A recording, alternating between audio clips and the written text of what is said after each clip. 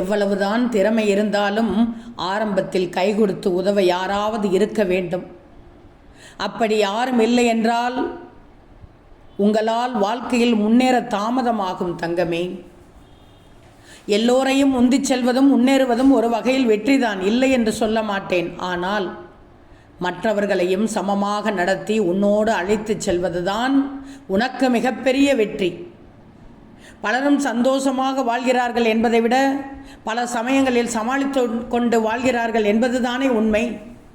உங்களை மற்றவர்கள் ஏமாற்றினாலும் நீங்கள் யாரையும் ஏமாற்ற வேண்டாம். தெய்வ நம்பிக்கை உங்களுக்கு துணை நிற்கும். உங்களுக்கு வரவேண்டியது சாயின் அருளால் நிச்சயமாக வந்து சேரும். உற்சாகத்தோடும் தன்னம்பிக்கையோடும் இருப்பவர்கள்தான் வாழ்க்கையில் எப்போதும் வெற்றி நடைபோடுவார்கள். என் பிள்ளை நீ, தங்க பிள்ளை நீ. நல்லதே நினைக்கும் என் பிள்ளைக்கு நல்லதே நடக்கும் தங்கமே. சாயின் அருளால் உனக்கு வர வேண்டியது நிச்சயமாக வந்து சேரும். நல்ல விஷயம் சீக்கிரமே நடக்கும். உனக்கென நான் கொடுப்பதை எவராலும் தடுக்க இயலாது. உனக்கானதவை உரிய காலத்தில் நிச்சயமாக நான் சேர்த்து விடுவேன். நல்லதே நடக்கும். நடந்தது நடப்பது எல்லாம் சாயின் செயல். இனி நடக்கப் போவதும் சாயின் அருளால் தான். கலங்காதே.